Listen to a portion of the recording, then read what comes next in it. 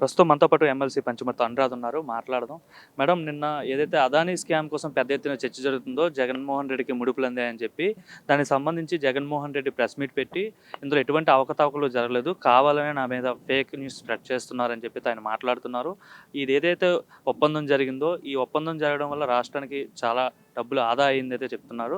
అలానే ఎట్లాంటి ఒప్పందం చేసుకున్నందుకు తనకు సన్మానం చేయాలి, సాలువా కప్పాలని చెప్పి అయితే ఆయన అంటున్నారు. ఎలా చూస్తారు ఈ అంశాన్ని? చాలా దారుణం. నిజంగా అతనికి మైండ్‌లో ఉన్న చిన్న చిప్ బ్లాక్ అయినట్టు మైండ్ బ్లాక్ అయిందని క్లియర్‌గా అర్థమవుతా ఉంది. నువ్వు చేసిన ఒప్పందాలు కరెక్ట్ అయితే 9 సార్లు విద్యుత్ ఛార్జీలు ఎందుకు పెంచావు? ఎవరైతే కన్సర్న్డ్ మీ వైసీపీ మినిస్టర్ ఉన్నాడో నన్ను అర్ధరాత్రి 1 గంటకు పిలిచి నా చేత సంతకాలు చేయించారు, నాకేం తెలీదు అని చెప్పి ఆయన ఎందుకు మాట్లాడతారు? పైగా ప్రతిదానికి సన్మానాలు చేయాలంటున్నారు. దేనికి సన్మానాలు చేయాలి? విద్యుత్ ఛార్జీలు 9 సార్లు పెంచినందుకు సన్మానాలు చేయాలా? అమరావతిని నాశనం చేసినందుకు సన్మానం చేయాలా? అమరావతి ఉద్యమంలో ఆడవాళ్ళందరినీ తీసుకెళ్లి జైల్లో పెట్టి నైట్ టైం పెట్టి హింసించినందుకు మీకు సన్మానం చేయాలా? 30,000 మంది ఆడవాళ్ళు ఆంధ్రప్రదేశ్లో మీ హయాంలో మీరు ముఖ్యమంత్రిగా ఉన్నప్పుడు కిడ్నాప్ అయ్యారు. వాళ్ళందరూ ఏమయ్యారో కూడా తెలియదు అని రాజ్యసభలో సంబంధిత కేంద్ర మంత్రి చెప్పడం జరిగింది. ఆంధ్రప్రదేశ్లో ఇంతమంది మిస్సింగ్ అయ్యారు అని చెప్పి. మిస్ అయిన తర్వాత ఒక కనీసం మీరు ఎక్కడ ఒక్కళ్ళని కూడా తిరిగి తీసుకొచ్చింది లేదు. దానికి మీకు సన్మానం చేయాలా? లోకల్ బాడీస్లో బీసీలకి 16,000 మంది పై మందికి లీడర్స్ కాకుండా మరి రిజర్వేషన్ 24%కి తగ్గించేసినందుకు మీకు సన్మానం చేయాలా? బీసీలు ఎస్సీ ఎస్టీలకి సంబంధించిన అసైన్ భూములు 14 లక్షల ఎకరాలు మీ హయాంలో మీ వాళ్ళు అందరూ కాజేశారు, దానికి సన్మానం చేయాలా? ఒక దళిత యువకుని చంపేసి నీ ఎమ్మెల్సీ అనంతబాబు డోర్ డెలివరీ చేస్తే నువ్వు ఇంకా వాడి పక్కన కూర్చొని ఫోటోలు దిగుతా ఉన్నావు, దానికి నీకు సన్మానం చేయాలా? అట్లాగే ఒక బీసీకి సంబంధించిన యువతి రేపల్లెలో నీకు సంబంధించిన నీ వాళ్ళు సంబంధించిన వాళ్ళు ఆ అమ్మాయిని మా అక్కని ఎందుకు మీరు హెరాస్ చేస్తున్నారు అని చెప్పి అడిగినందుకు ఆ పిల్లోడి నోట్లో గొడ్డలు కుక్కి అమర్నాథ్ గొడ్డలు కుక్కి ఆ అబ్బాయిని తెల్లారుజామున ట్యూషన్కి వెళ్తుంటే చంపేస్తే కేసు లేకుండా చూసావు, దానికి సన్మానం చేయాలా? పోలవరం ఎంతమందికి కొన్ని లక్షల ఎకరాలకి సాగునీరు, అదేవిధంగా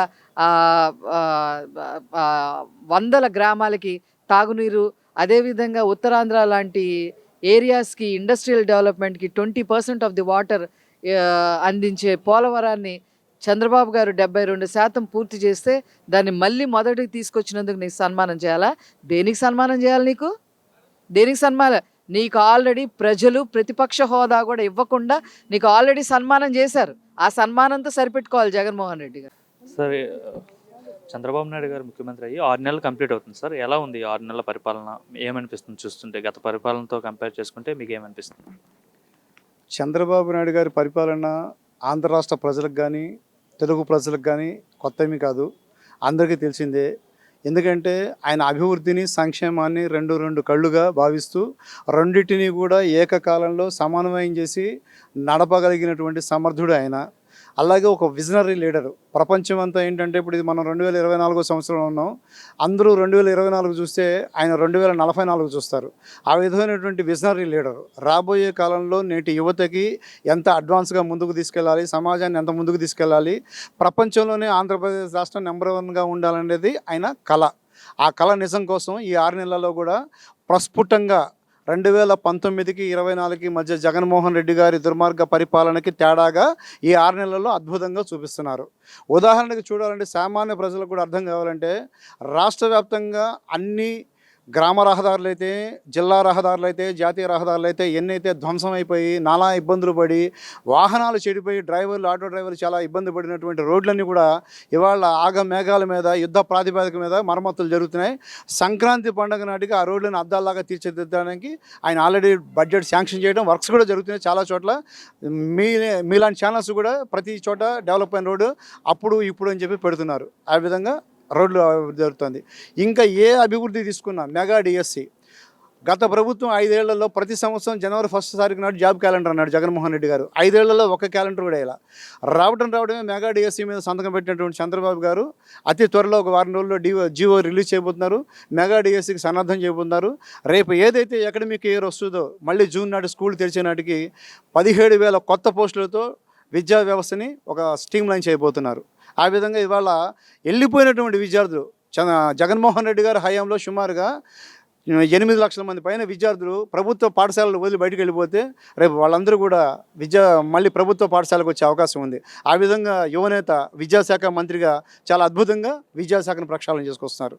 దేవాదాయ ధర్మాదాయ శాఖ చూస్తే అర్చకులకి మేము వేతనాలు ఇస్తామని చెప్పి జగన్మోహన్ రెడ్డి గారు చాలా కథలు చెప్పి నడిపి ఇది చేశారు. కానీ ఇక్కడ చంద్రబాబు నాయుడు గారు ముఖ్యమంత్రి కాగానే ఈ 4 నెలల్లోనే ఆనం రామనారాయణ రెడ్డి గారు కావాల్సిన ముఖ్యమైన బిల్లులన్నీ ప్రవేశపెట్టడమే కాకుండా ధూపదీప నైవేద్యం స్కీమ్ అనే దానికి గత ప్రభుత్వంలో వైఎస్ రాజశేఖర రెడ్డి గారు 2,500 ఇస్తే, ఆ తర్వాత చంద్రబాబు గారు 14-19 మధ్య 5,000 ఇస్తే, మళ్ళీ జగన్మోహన్ రెడ్డి గారు మీకు పెన్షన్ అని చెప్పి మాయ చేశారు కానీ ఏం చేయలేదు.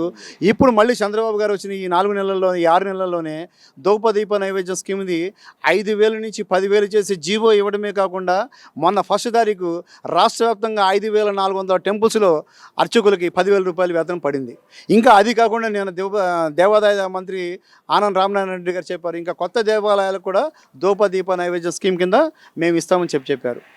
ఆ విధంగా ఏ విధానం చూసినా ఏ శాఖ చూసినా కూడా ప్రతి శాఖ కూడా ప్రక్షాళన చేసుకుంటూ ఆయన ప్యాలెస్కి తాడేపల్లి ప్యాలెస్కే ప్రత్యేక పరిమితం అయిపోయి పరిపాలన అనేది లేకుండా బటన్ నొక్కడం ఒకటే పరిపాలనట్టుగా చేస్తే చంద్రబాబు నాయుడు గారు ప్రతిరోజు సెక్రటరియట్కి వెళ్తాం, రోజుకు ఒక శాఖ మీద సమీక్ష చేయటం, అవసరాన్ని బట్టి రోజుకు 3-4 శాఖల మీద కూడా సమీక్ష చేసి ప్రతి శాఖ మీద అవగాహన కలిగినటువంటి వ్యక్తి, రాష్ట్ర వ్యాప్తంగా 13 జిల్లాలో ప్రతి అణువు భౌగోళిక పరిస్థితులు తెలిసినటువంటి వ్యక్తి, ఈ రాష్ట్రానికి ఏ జిల్లాలో ఏం కావాలో, ఏ జిల్లాలో ఏ పంట బాగా పండుతుందో, ఏ జిల్లాలో ఏ పరిశ్రమ పెడితే ఆ ప్రాంత యువతకి ఉపాధి దొరుకుతుందో అన్నీ తెలిసినటువంటి సుదీర్ఘమైన అనుభవం ఉన్నటువంటి విజనరీ నాయకుడు చంద్రబాబు నాయుడు గారు ఖచ్చితంగా ఈ 5 ఏళ్లలో మళ్ళీ ఆంధ్రప్రదేశ్ రాష్ట్రం అంటే ప్రపంచ పటంలో ప్రథమ స్థానంలో ఉండేగా తీసుకెళ్తాడనే ఆత్మవిశ్వాసం మాకుంది. దాని తగ్గట్టుగా కూడా ఈ 6 నెలల్లో అభివృద్ధి జరుగుతుంది.